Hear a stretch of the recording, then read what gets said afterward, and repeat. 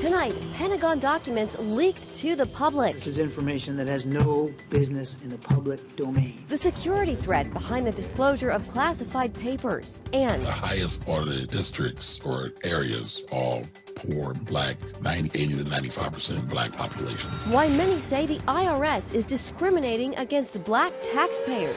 Plus the push to bring people back to church. All this and more tonight on Faith Nation.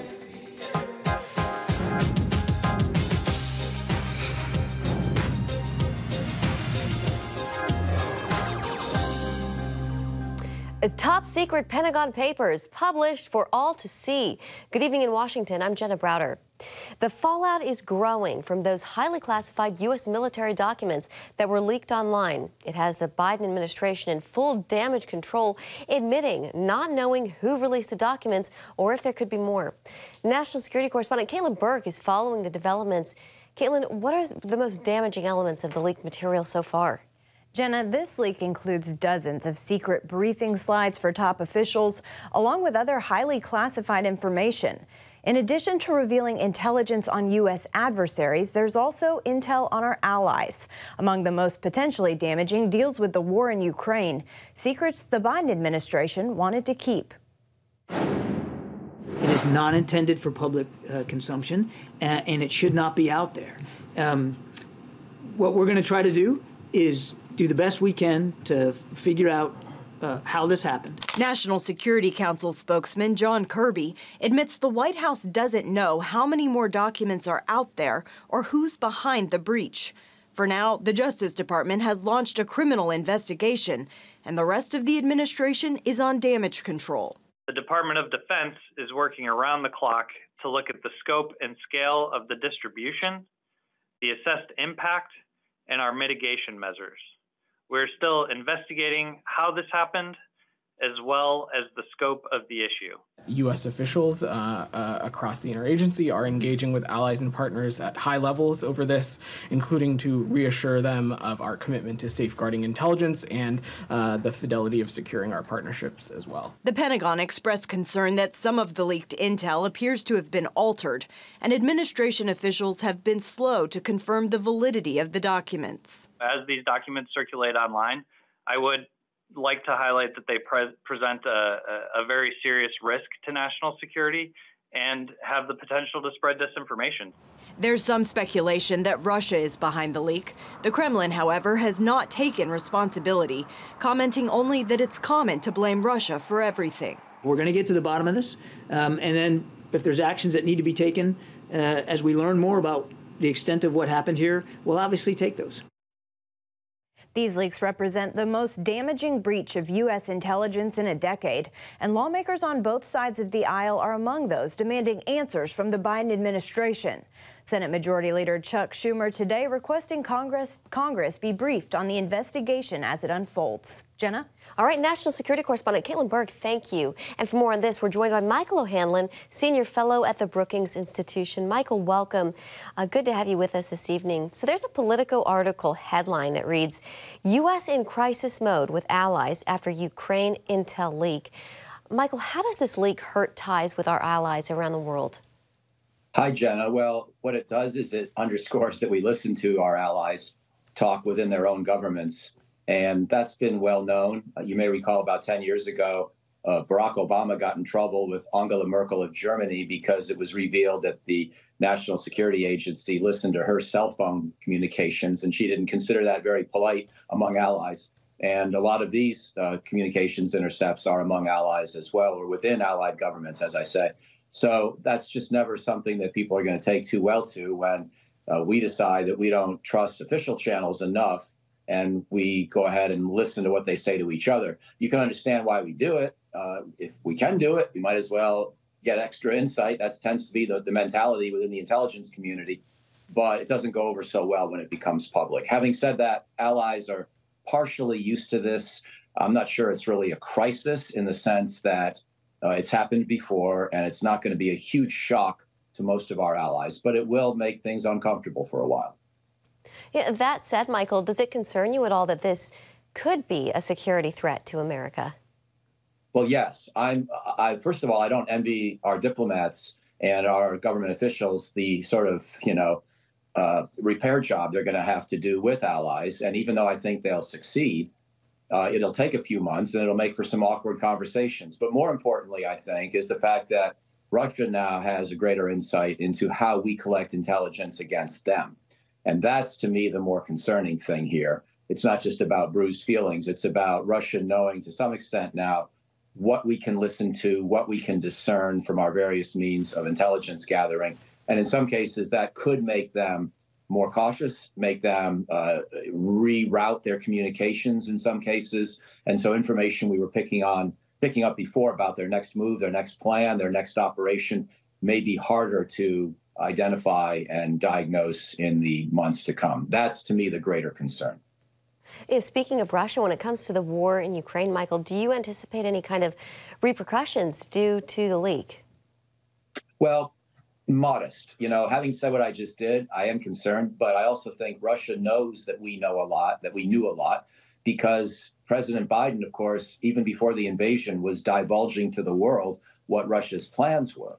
And he chose to do that. I think most people have supported his decision to do that because it prevented Putin from somehow blaming this war on Ukraine with some false flag operation where he claimed that somehow Ukraine had started it, because Biden was able to reveal this information about Russia's intentions, plans, and preparations. So the Russians already knew a good deal about what we were able to hear and see.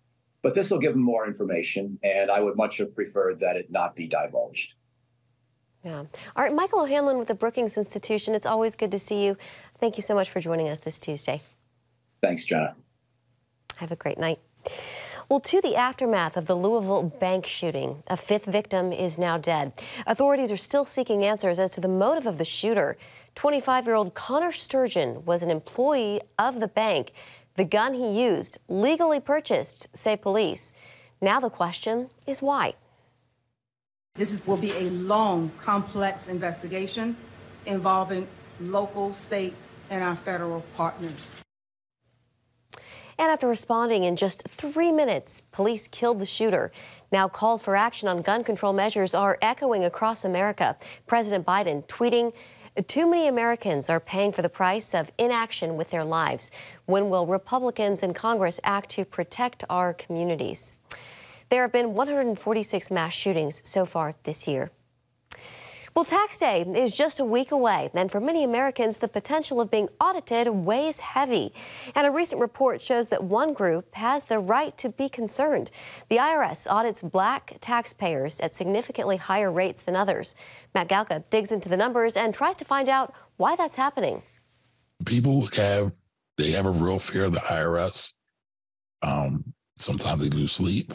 They're super stressed out. And that's because April's filing deadline puts taxpayers' nerves on edge, some more than others. A recent Stanford University study points out black taxpayers might have more to stress out about. It found the IRS audits black taxpayers about 3 to 5 times more often than non-black taxpayers. The highest audited districts or areas were all poor, black, 80 to 95% black populations, predominantly in the South. The least audited districts or areas were those mainly in the North, mainly white, mainly high income. Financial advisor Kamari Ellis says part of the problem deals with tax refunds. The study found a big disparity with the Earned Income Tax Credit, a rule that typically helps low to moderate income families. Ellis believes some so-called tax preparers might be trying to take advantage by promising big returns. You see a lot of these things happen with a lot of unregulated tax preparers. I mean, if you just look at some of the court records for tax fraud, and especially in some of these lower income areas, it's because they're doing fraudulent things as it relates to children and children deductions. Senators grilled new IRS Commissioner Daniel Warfel about the apparent racial bias at the agency during his confirmation hearing in February. Government agencies typically use algorithms to drive decisions like audits. User experience researcher Kamea Jones says that even though data may be blind to race, the circumstances surrounding the numbers the IRS is using are not. It's got roots. It's got lots of parts and pieces. And so if we actually believe yeah, somebody from this particular zip code shouldn't be making that much money because that's not the kind of people who live in this zip code, then that is based on systemic racism, right? And how we've classified particular zip codes. But does that mean that that person was sitting there with that thought in mind? Not necessarily. They probably were looking at data, right? Unbiased data that tells them, okay, we should flag this zip code. Following his confirmation last month, the new IRS commissioner pledged to senators that he'd get back to them in 60 days about the discrimination and how the IRS will correct it. Matt Gelka, CBN News. Thank you, Matt. Coming up, school sports in the spotlight. How the Biden administration is trying to change up rules on the eligibility of transgender athletes. That story next.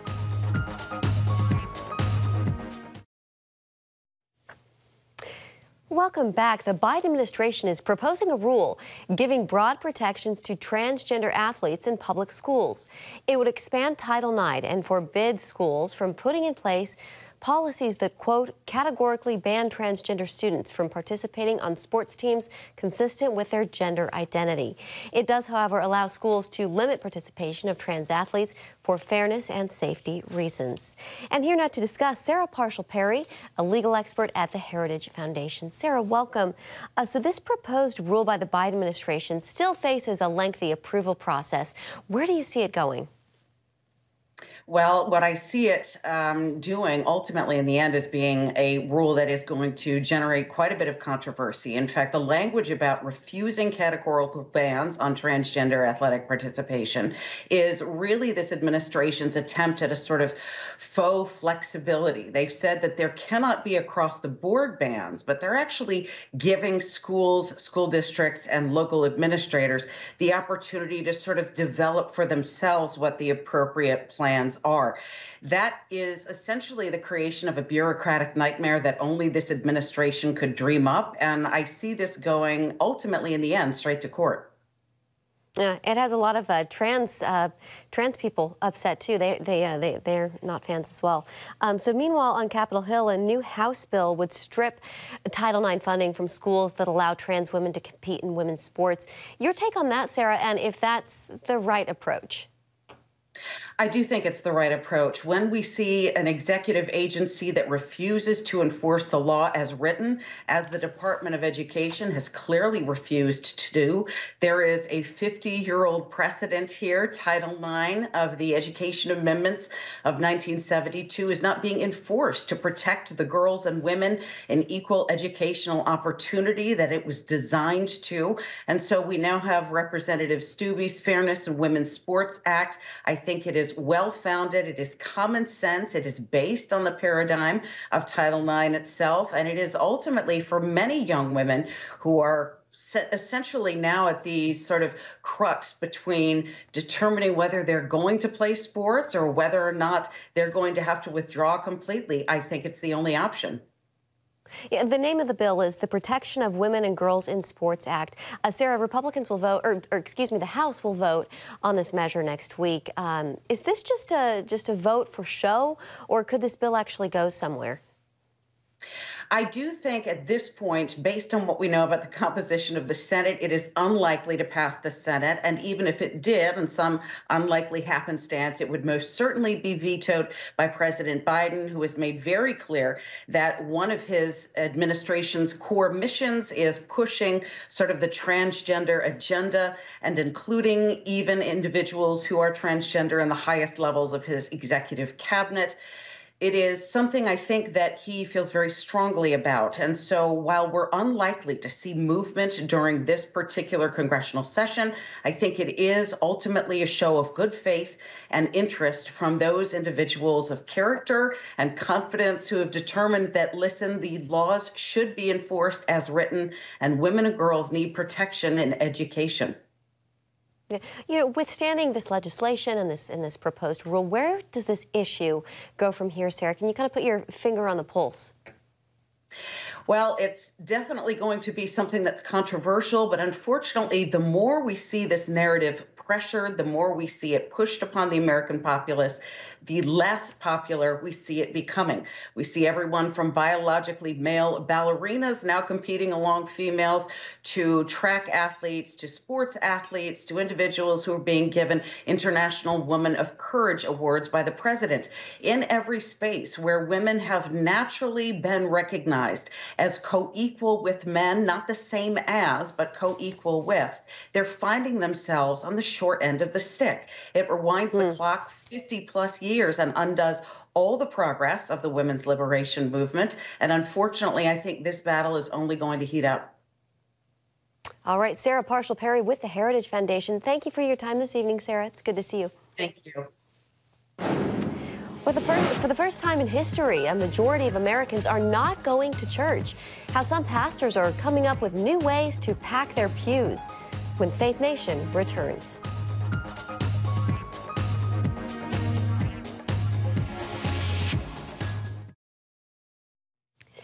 A majority of Americans don't belong to a church. In 2019 alone, 4,500 closed.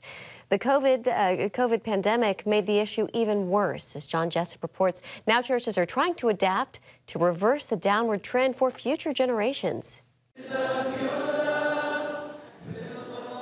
For 2 weeks, thousands flocked to Asbury University, the Kentucky campus that kicked off a spiritual awakening across the country. That movement also comes during a time of decline for America's churches. Stroll down a busy street in Washington, D.C. like this one with empty storefronts, and there's no denying signs of a slowdown. If it's a struggle for businesses to survive these challenging times, imagine how much harder it is for houses of worship. People used to go to church because that was the thing you did if you're a good person, and now they don't anymore. That cultural shift, spurred by changing demographics, reflects a new religious landscape where over the last 20 years, the majority of Americans no longer belong to a church, and weekly attendance dropped from 137 people to just 65 faithful filling the pews. It's a phenomenon journalist Bob Smetana examines in his book, Reorganized Religion, painting a picture of how we arrived here and offering potential paths forward. Churches were built for a different world than we're in now. And it doesn't mean you have to change your beliefs. It does mean you have to say, okay, how do we adapt in this world? 4,500 churches closed in 2019, the heartbreaking result of fewer people filling the pews. Smetana writes, it can be easy for churches closing their doors to blame themselves when, in reality, a number of factors fuel the trend. When a church declines, sometimes the people think, this is my fault. If I'd had a better pastor, if we had different music, even if you'd done everything perfectly, this kind of decline would happen because these kind of demographic forces. COVID only made matters worse, with many congregations still trying to make up for fallen attendance and giving. Studies show church attendance has emotional, relational, and public health benefits. To this veteran religion reporter, church closures reinforce they're not only a loss for people of faith, but society at large. Churches do a whole lot of great things in the culture, and they do charities, they do disaster relief, and those things will disappear as congregations disappear. Smetana provides examples of various church bodies making unexpected choices.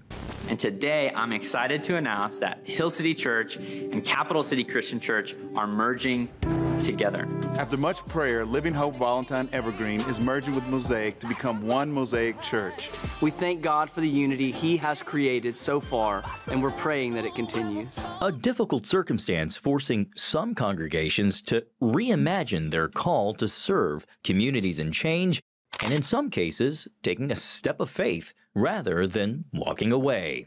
Instead of saying you could come join our church, they said, what if we join their church? So they have a continued ministry because this church said there's something bigger than just us and our survival. Got to remember, the church are the people of God. The buildings are buildings.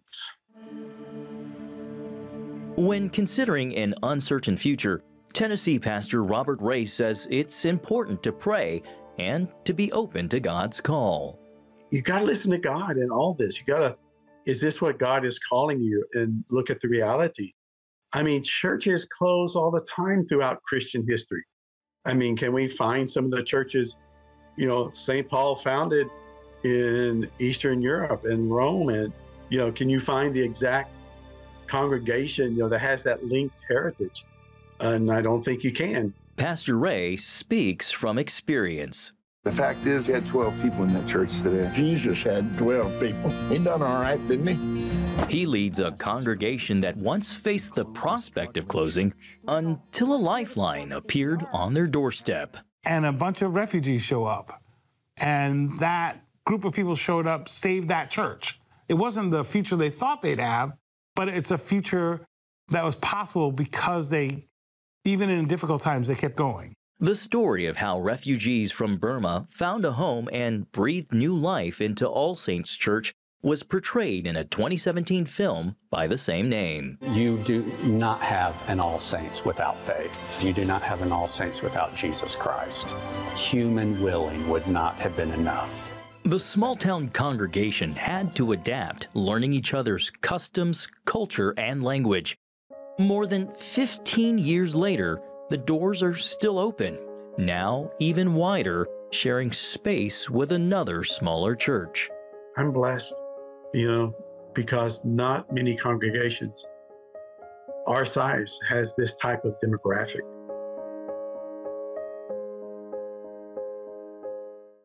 One idea Smetana weaves throughout the book is the theme of friendship, interconnecting pastors and churches with other congregations and leaders and the communities they serve. He stresses that as churches and people of faith continue in the long and rich history of the Christian church, they should also find ways to minister together here and now to build a brighter future for generations to come. John Jessup, CBN News, Washington. Finally tonight, speaking scripture through social media. A Christian influencer is doing just that by sharing Bible verses to TikTok. Destiny Alpritton, who goes by Destiny the Wonderful, started sharing Bible content during the pandemic to inspire hope, reaching people who didn't usually read the Bible through short 15-second videos. Destiny's TikTok now has over 12 million likes. She says she hopes the readings will make people make God's Word part of their daily lives. Good for her. All right, that's going to do it for Faith Nation tonight. Thank you for joining us. We'll see you right back here tomorrow. Have a great evening.